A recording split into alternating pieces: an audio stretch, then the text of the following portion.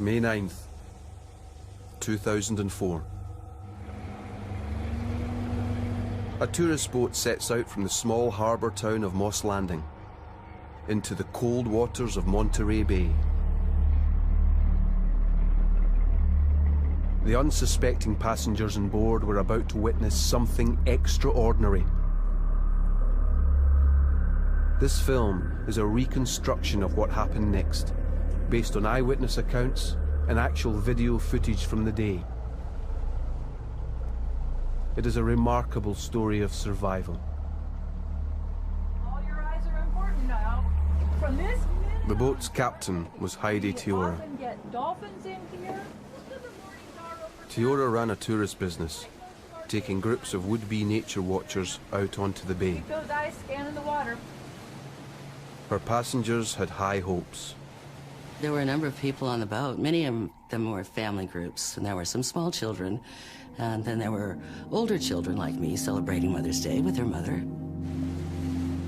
It would be a Mother's Day they would never forget. Less than a mile from shore and 5 short minutes from the harbour, they were already in deep water. Below the boat, a vast rock trench, in places deeper than the Grand Canyon, runs for about 60 miles. Much of what is down there remains unknown. At 9:57 a.m, Teora's first mate spotted something ahead. From over a mile away, it was impossible to tell quite what that something was. We saw some splashing ahead of us, and oh, I was so excited. I said, hey, great, we've got something ahead of us. All that was clear was that that something was splashing on the surface, and that something was big. As the boat drew closer, the feeling of excitement on board grew. Everybody got charged up and started to move forward, and they were real excited.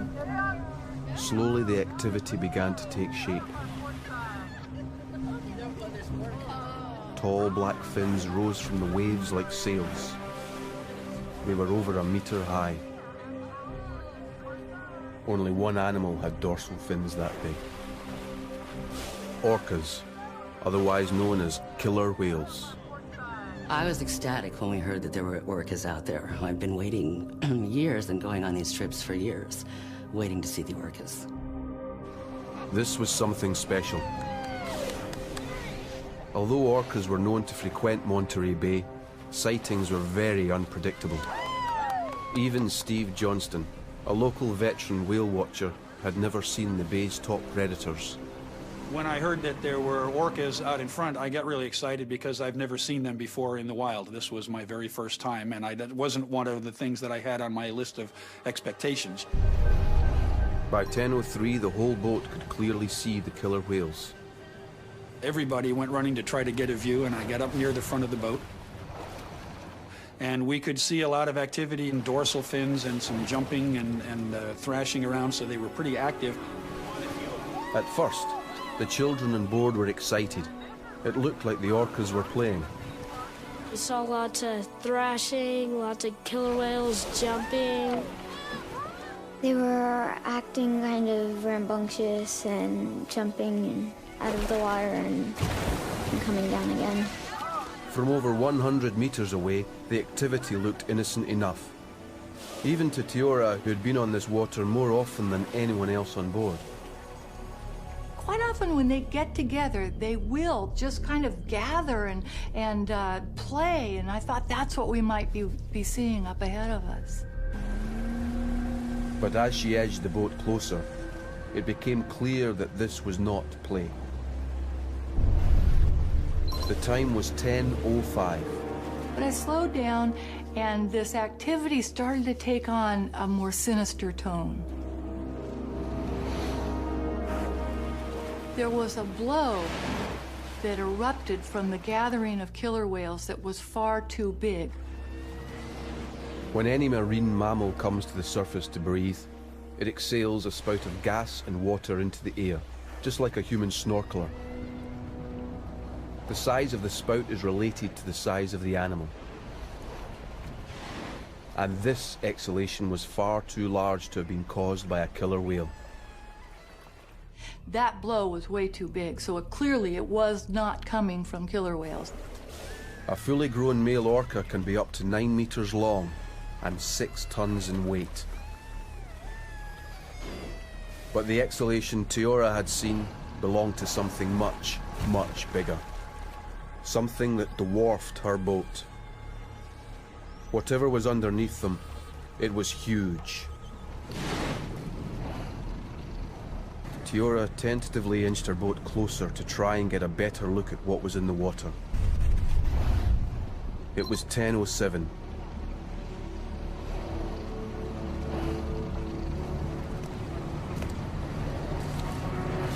Then as we got closer, I could see what it was. It was a California gray whale cow.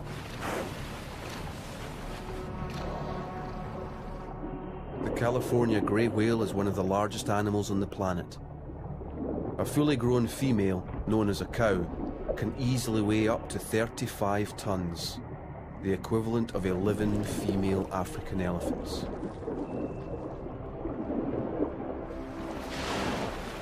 The barnacles encrusted on the upper surface of this creature's head positively identified it. And then when we got a little closer, somebody yelled, I think it was Heidi that first realized that there were gray whales in the area, which is what had attracted the killer whales. Grey whales and killer whales are not related. Orcas are in fact a type of dolphin. They are known as killer whales, not because they are whales, but because they are whale killers.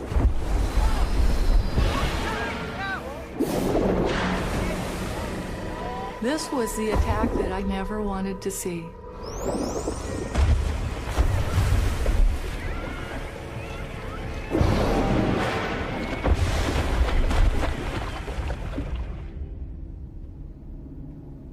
One organization is specially equipped to reveal the dark mysteries of Monterey Bay. Marine biologist George Matsumoto had heard of killer whale attacks on grey whales, but even he had never seen one. Even here at the Research Institute, where we'll spend 300 days a year on 2 different ships out there, we've never actually observed a killer whale attack from our vessels. Up until now, reports of orca attacks were the stuff of legend, rarely glimpsed even by those who studied these animals. But the Mother's Day encounter would provide scientists with detailed video evidence of an attack from almost start to finish. 10:15. 18 minutes after they had first sighted the orcas, Tiora spotted another body in the water. My goodness, you guys, look off the left side. Look over there. In the midst of the mayhem, there was another, smaller participant.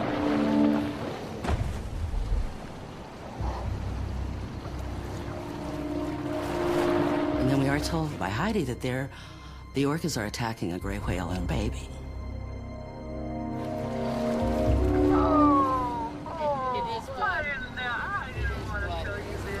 Grey whales only raise one infant at a time. Judging by the size of this calf, it was around 3 months old. There was nothing anyone could do. Look at that little baby. The passengers could only watch in horror and fascination. You don't really want to watch, but you have to because you want to know what's going on. No, your mothers can understand. Truly, this was one of the most powerful things any of us on board had ever seen. And orcas are so tough. You see how they're going after its fluke tips and the little pectoral flippers? The killer whales were thrashing their tails at it. The killer whales were trying to prevent the calf from breathing. They were trying to drown it. One swam up over its head and pushed down and was pushing it down. And you can't, you know, these are mammals. They have to breathe.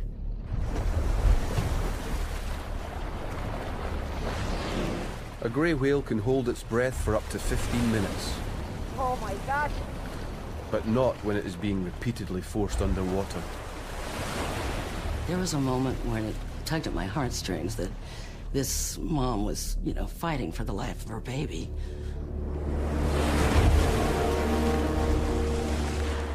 Grey whales are ferociously protective parents, but they have little defense against a prolonged group attack. But how had these two mighty adversaries come together so close to the harbour? Environmental journalist Dick Russell knew that grey whales were only ever fleeting visitors to the area. They've just come from one of 3 lagoons in Baja California where the baby whale was born probably 4 months earlier. And they're about to head 6,000 miles all the way to the Bering Strait between Alaska and Russia. Grey whales have one of the longest migrations of any mammal on Earth. It's a massive 14,000-mile trip from Alaska to Mexico and back again. Throughout their great voyage, the grey whale sticks to shallow water, hugging the coastline. They use the kelp beds and surf noise to disguise their presence from predators.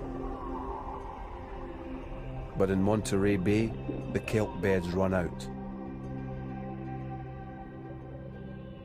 They have little choice but to break cover and run a 23-mile gauntlet across open water. Straight over Monterey's unique submarine canyon. Here in the middle of the bay is the Monterey Bay Aquarium Research Institute, and also right here is the start of the Monterey Submarine Canyon. And the Monterey Submarine Canyon is a phenomenal feature. It cuts the bay in half. It goes away from shore 100 kilometers, reaching a depth of almost 4,000 meters by the time it hits bottom.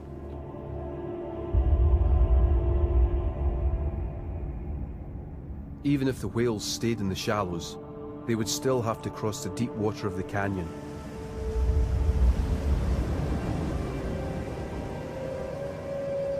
But perhaps there's another reason why the whales take a shortcut across the mouth of the bay.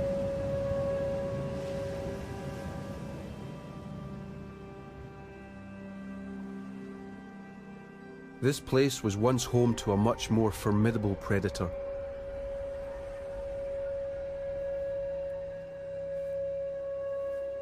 Could grey whales retain a sixth sense of Monterey Bay as a place of danger?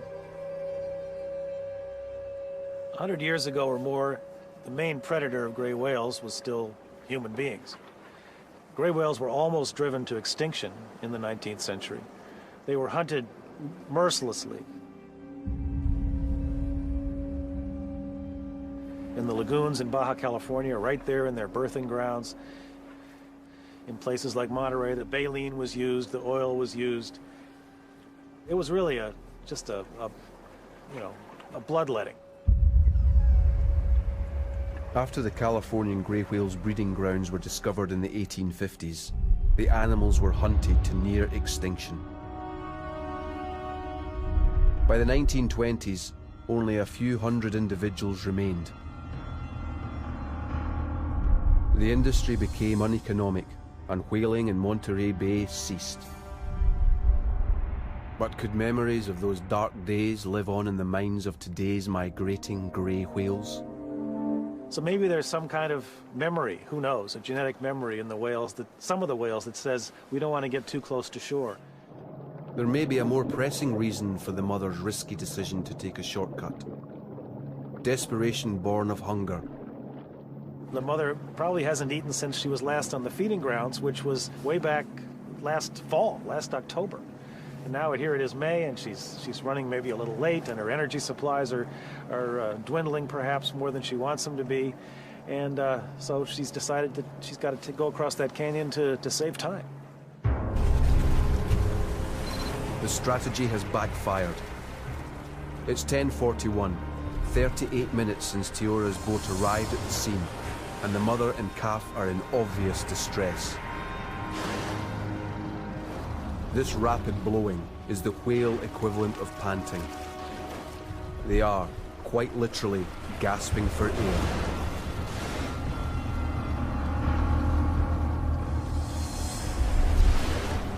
It doesn't help that at this stage of their journey, the mother is significantly weakened.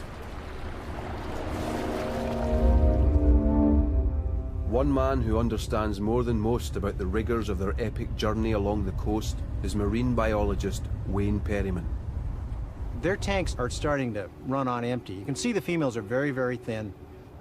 They're lactating and feeding their calf while they're fasting, so they're pouring out energy in an area where they can't eat. So they're very hungry as they go northbound. Not only has the mother not eaten for months, but she has since given birth and nurtured her 2-ton baby, further draining her precious energy reserves. By 10:57, the attack on the weakened individuals was intensifying. It just kept getting more frenzied and more frenzied. Orcas hunt like wolves, in packs. They were obviously in communication with each other in some way because they were just precision like a drill team. And they were all in a line, and when they'd come out of the water, they'd come out as one. This coordinated hunting strategy was well known to marine biologists like Nancy Black. On that Mother's Day, Black too was out on the water in a different part of Monterey Bay. Flashback to 9:53. Just 4 minutes before Tiora first spotted fins in the water, Black was trailing a pod of killer whales. When they're first searching for gray whales, sometimes the killer whales can be spread out over maybe 10 or more miles in the area. And then when one of the groups of killer whales locates a gray whale, then all of a sudden sometimes you'll see other killer whales just porpoising in from a distance. Suddenly 2 killer whales appeared right in front of her. Then a third, then a fourth, then more. These animals were preparing for something. Black backed off. Everywhere Black looked, orcas were appearing. They were responding to some sort of signal. She could only presume that they had been alerted to a kill by other orcas somewhere in the bay. So obviously they've heard this and listened for it, and there's not competition. It seems to be the killer whales are working together, and probably having extra help is an advantage. Without warning, the orcas suddenly picked up speed and headed east. Black knew something special was up, and before speeding off to pick up assistance, she radioed her sightings to a colleague, Richard Turnillo. Richard, they're up here at about 2 o'clock. Turnillo's boat was 15 miles away with another group of tourists when the call came in. But having run natural history trips for 25 years, Turnillo knew that this was an extremely rare chance to see a killer whale attack at first hand. Our other boat was whale watching, along with our research boat, and they had come across an attack. So they called us and we went over and looked. I mean, it's, for a lot of people, it's a once-in-a-lifetime opportunity to see one of the greatest predation events on Earth. One passenger on board that day was local professional bird guide, Roger Wolf. We've been having a pretty good day. Everybody was real excited. And then the call comes in over the radio. Hello? What's up? Richard, they're up here at about 2 o'clock.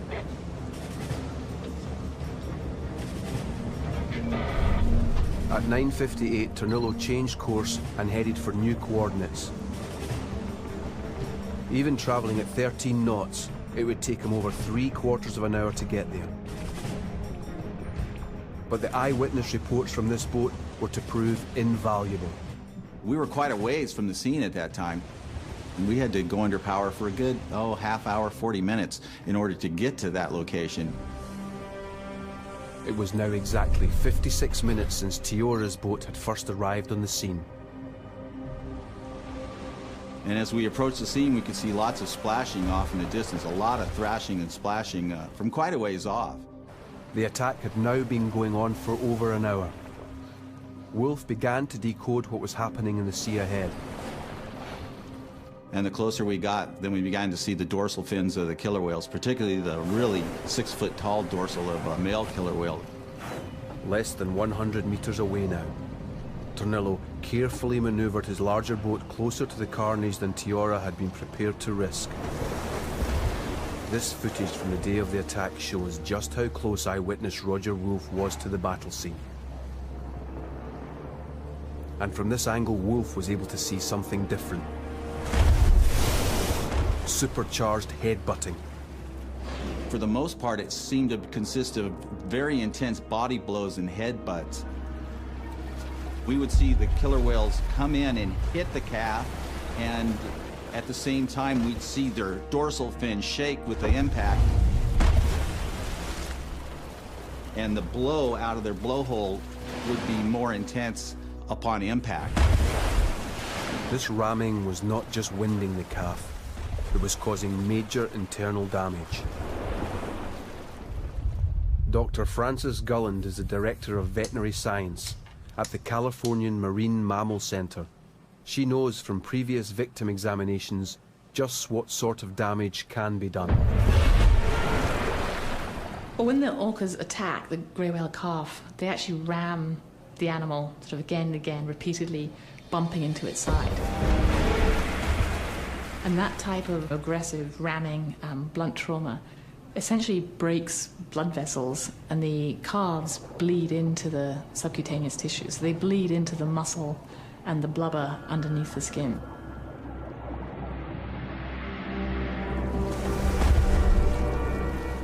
It was no wonder then that this mother was using every ounce of her strength and all of her wits in a supreme effort to protect her baby.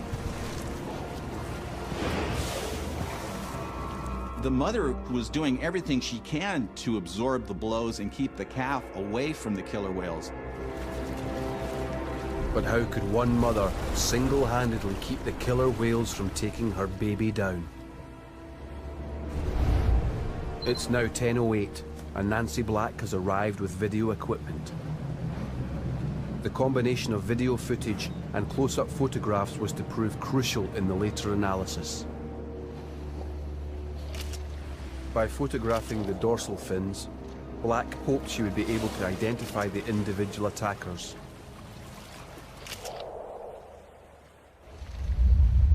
It was only later, when she was able to cross-reference these images with the fins already catalogued in her comprehensive database, that she was able to confirm the precise identity of the attackers.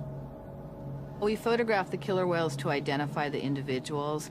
I always take a photograph just to document it. As it turned out, she knew them well. The ones that we saw that day, I can tell mostly because I know all the individuals now. So I know, I knew who those were. Cross-referencing those individuals with her notes, Black confirmed that the attackers had been there in numbers. That day there was quite a large group. There's about 12 killer whales, which is at least 2 family groups together. She had seen these groups many times in the bay, but never before working in conjunction. By 11 o'clock, all 3 boats were now on site, each watching the heavyweight combat from different vantage points. By now, the tide had turned against the grey whale mother and calf. At this point, the mother and calf gray whale are kind of just stopped there. They really can't get away now too quickly. The killer whales are blocking them from the front and from the sides.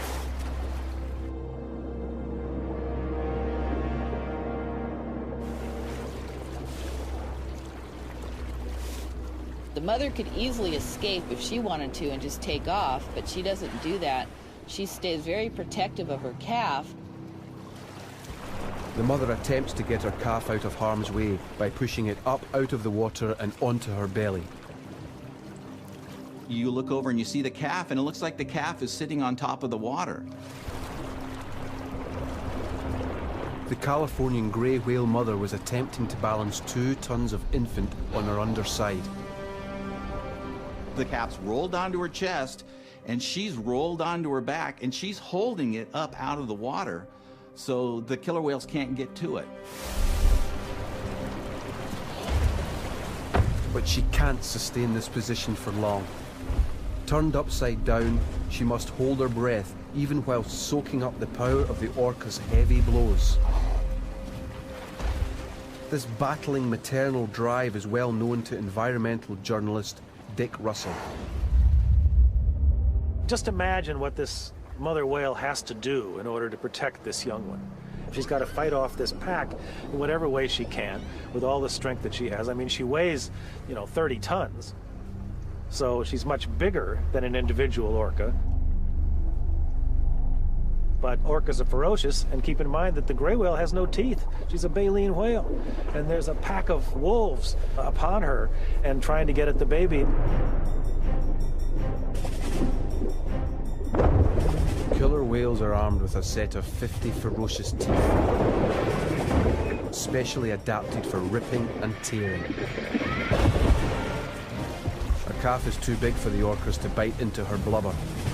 But from studying the carcasses of other grey whale victims, scientists knew that ultimately they were after something else. The parts that are eaten first are the soft parts, the parts that are easy to pull off. The tongue is a very vulnerable piece. It's a nice, soft, fatty thing that they can rip off.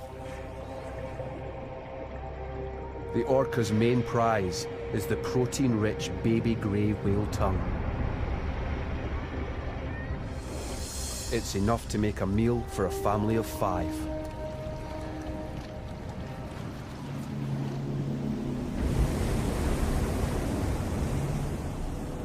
Dr. Francis Gulland has conducted necropsies on the dead bodies of many grey whale calves and had a good idea of the likely outcome. What we expect to see in a grey whale calf after it's been attacked by an orca is a lot of bruising under the skin and into the blubber as a result of the orca actually ramming into the side of the calf. But it's not the force of the ramming alone that damages the victim. It's the trauma. As the orcas attack, that in itself could kill a grey whale calf due to the stress. And they're very sensitive to stress, and they'll produce a lot of adrenaline and corticosteroids. And those hormones can cause contraction of heart muscle, so that the animal actually has a heart attack and dies from heart failure. So the stress could kill the animal before the hemorrhages do.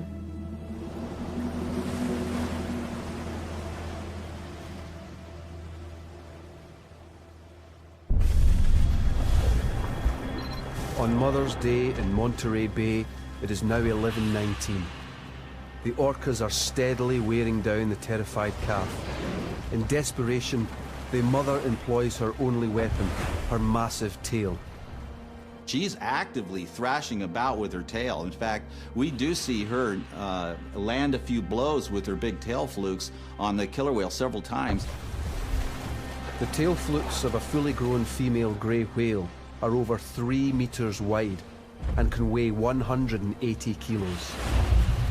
In fact, we even see the calf make aggressive maneuvers, trying to slap it with the side of its head and using its flukes to try and slap the killer whales too. But this flailing counterattack has little chance of success in the face of so many attackers. On Tiara's boat, Debbie DeBose noticed something new about the orca's behavior. Organization. It was impossible for the mom and baby to make a getaway and run away. They were sort of corralled there and surrounded. This is a coordinated attack strategy. Simultaneous attacks on a cow and calf from both sides at the same time. You've got 3 of them on one side. There was nowhere to turn, and the staggered formation strikes were taking their toll. The mom was obviously getting tired, as was the baby.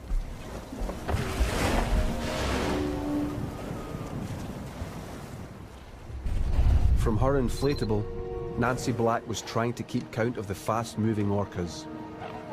Okay, now some of the killer whales are missing. They must be somewhere around here. While 6 orcas maintained their assault, another 6 had disappeared from her view.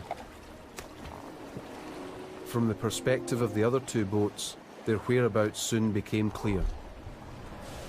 They separated into two groups and would actually circle around and come from two different sides to attack.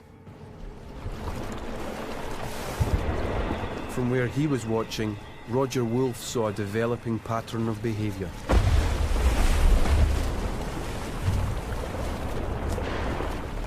There were two teams. One team would be in there actively just pounding the heck out of the whales, and the other team, the other killer whales, would be off to the side, and we could see them. They were over there reoxygenating, you know, breathing, trying to recover until it was their turn to come back in. The orcas had formed a tag team, ensuring there would be no let-up in the onslaught.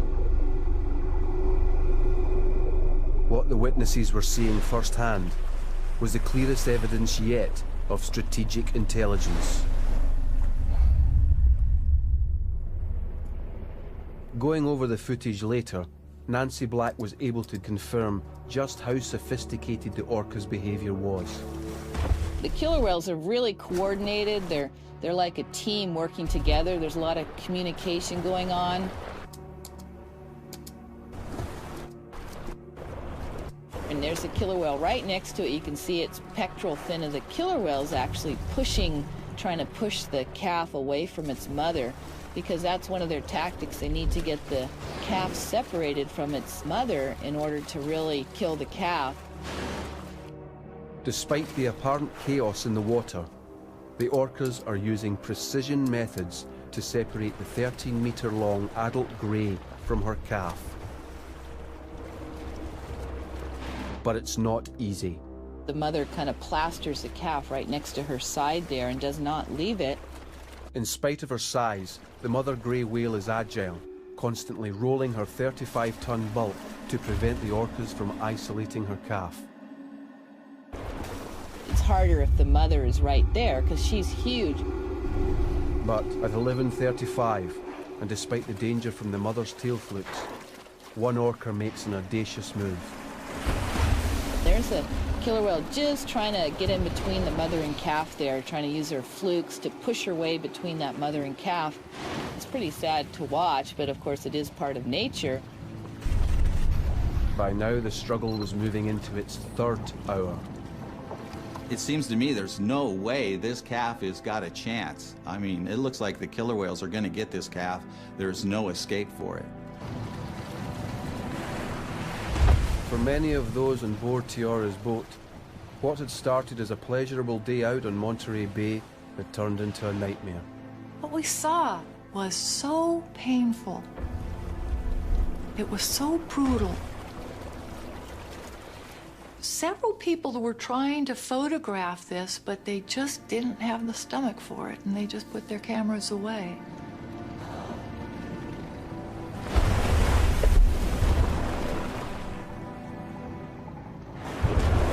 Oh, God.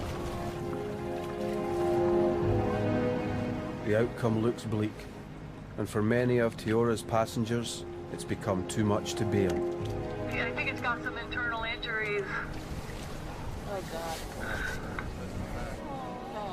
The orcas are biting the fins and tail flukes of the calf and dragging it away from its mother's side. The sea is running red with blood. Oh. By 11:40, the combined and coordinated efforts of the orcas have succeeded in driving mother and baby apart.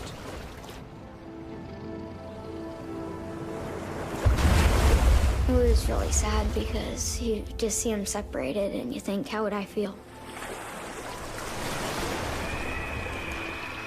I would be really scared because if someone was like trying to take me away from my mom, it would be really scary. Word of the orca attack spread from Moss Landing to the whale-watching community of Monterey. In the aftermath, interest in the incident grew, attracting both local and national attention. Reporters rang in to speak to those who had witnessed the attack. But the real story was only just beginning. As the shock waves from the events of Mother's Day were still reverberating, there came a startling report.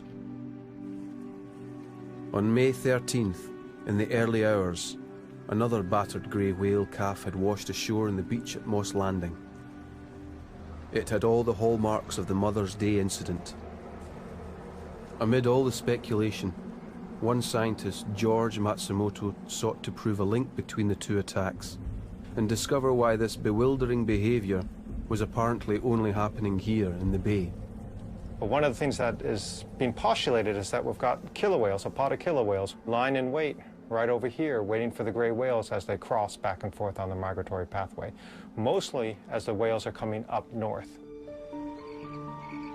The killing continued. Over the following weeks, reports of copycat attacks on grey whales became an almost daily occurrence.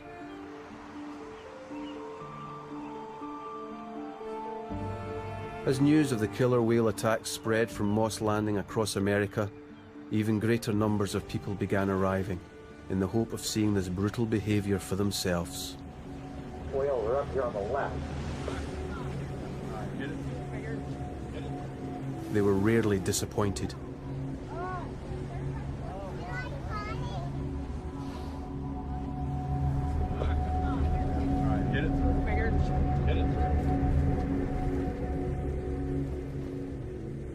As business boomed in Monterey, the scientists turned yet again to the video evidence of the Mother's Day attack in the pursuit of answers. After the Mother's Day event, we had more attacks and, several per week. We were kind of overwhelmed with it because you're out doing research, you're getting up early and staying out late. There was at least 16 predation events that we knew about. There could have been others that we could have missed as well, which is really high. Finally, we realized that, this is something really unprecedented that had never happened before. It was an exceptional year.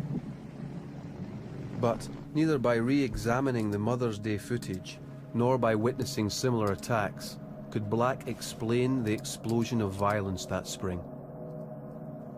She called fellow marine biologist Wayne Perryman, who had been conducting an annual census on the migrating grey whales at nearby Piedras Blancas.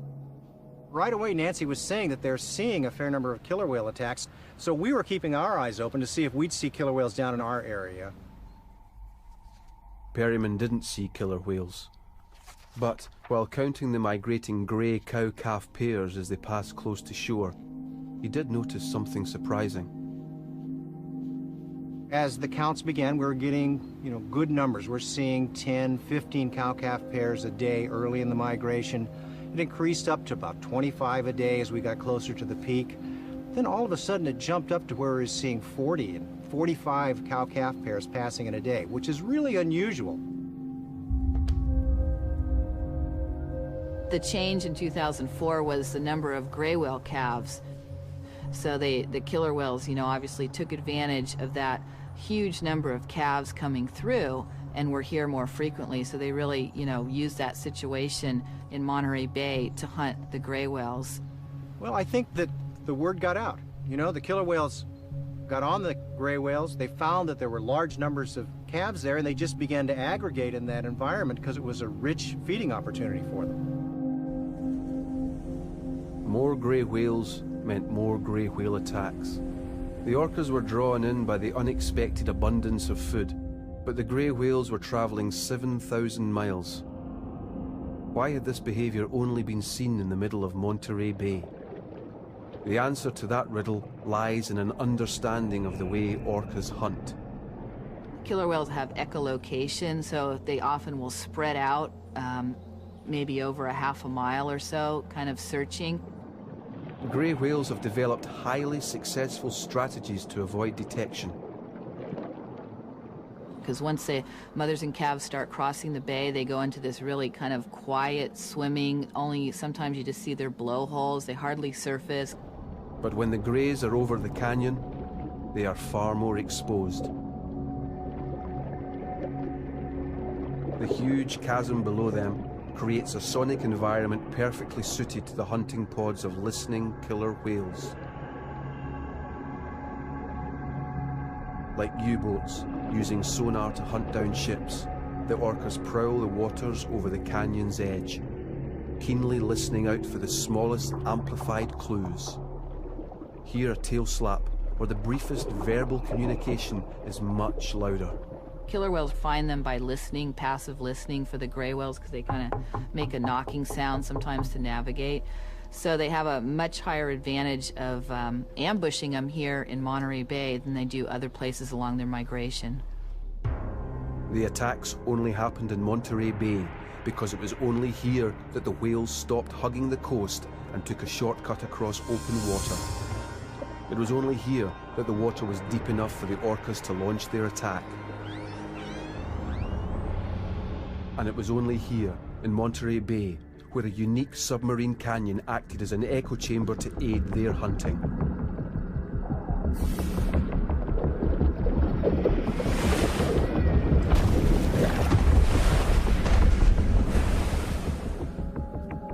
There was one further riddle surrounding the Mother's Day incident that remained unanswered. The attack had started around 9:50 and carried on until 1. More than 3 hours. Why had it lasted so long? Nancy Black went back to the tapes. By matching the video images with underwater hydrophone sound recordings made at the scene, she looked again at the individual attackers. If you put it on a computer, you know, the frequencies, the call types, the patterns are very different between the two. Visually, the adult males were identifiable by their towering dorsal fins. At nearly 2 meters high, they are as tall as a man. You can see the male killer whale in the background there. He's not really involved as much. The dorsal fins she could see at the heart of the battle were smaller. It's the adult females that are doing most of the work, even though there's others in the area. By listening to the orcas' communications, Black heard something else. The higher-pitched sound of juveniles. And they're always making kind of playful sounds and, you know, lots of whistling. The footage confirmed what she had heard. At the very center of the attack were juvenile orcas. See the little juveniles in there? They're really close to the action, so they're probably observing and learning how to do this for the future. Astonishingly, this was not a full-on attack. It was a training session.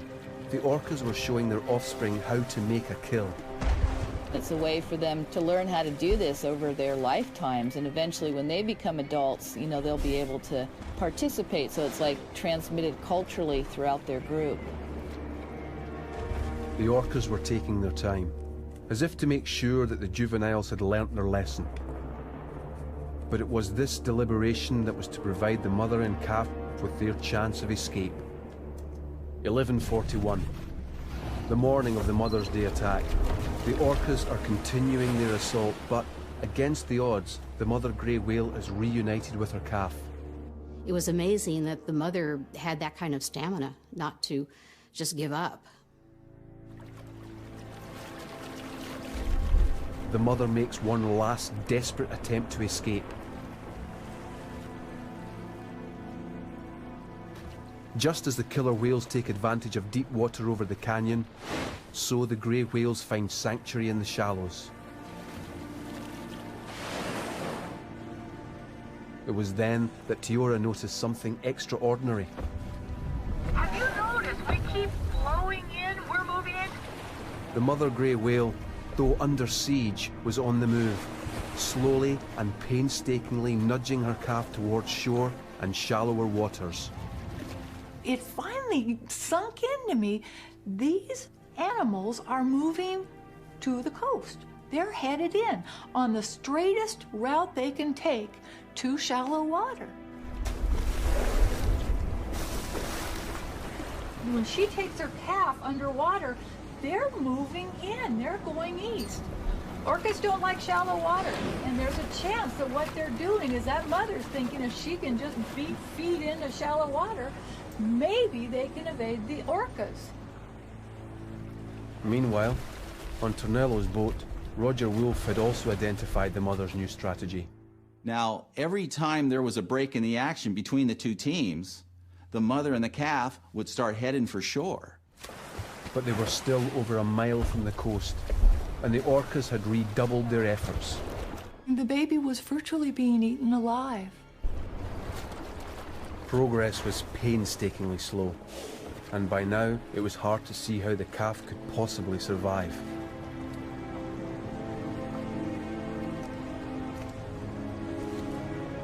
It appeared that maybe the baby was doomed. Heidi, our captain, decided that maybe we should leave the area about that time. I was reluctant to go, but I wasn't sure I wanted to stay around and see the ending to this. The other boats had come in, the Monterey boats had come in, and they were circling around and watching. I figured that we'd seen enough, I'd seen more than enough, so we took off. I think everyone on the boat felt that they had witnessed something that they might never ever witness again, and maybe not want to witness again. As Tiora headed for home, the passengers on board were left to reflect silently on all they had seen. Little did they know that the calf and mother that they had left behind were about to make a dramatic bid for freedom. 1302, and by now the two grey whales were within a mile of shore. The mother has manoeuvred her baby away from the danger zone, but the calf has sustained a terrible battering. And so the question comes out, do they ever get away? The mother knows she has just one chance to save her baby. If the calf and the mother can get into 60 feet of water or less, the killer whales will break off the attack. Less than 60 feet, and the orcas won't be able to build up sufficient momentum for ramming. Of course, the next question is, how deep is it here? Quick look at the depth finder, 60 feet.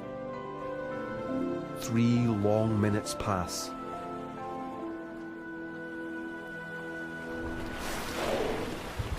And then suddenly, the killer whales break the surface and head back out into the bay. They have aborted their attack. You know, this attack probably took 4 or 5 hours of all that energy expended, and the killer whales ended up with nothing.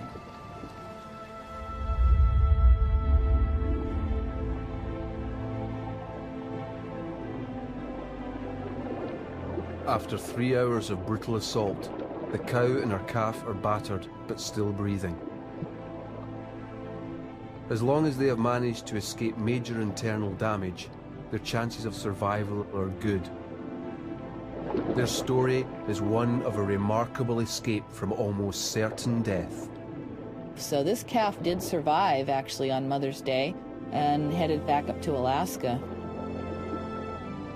For the eyewitnesses, it had been a day they would never forget. I was in a state of awe. This was something I never dreamed I'd be able to be an eyewitness to. When we found out the next day that the mother whale and the baby had gotten away, we were just elated. It was wonderful, wonderful news, and that mother whale was a real fighter. I had to really count my blessings that I had actually seen what I'd seen. It was a wonderful day.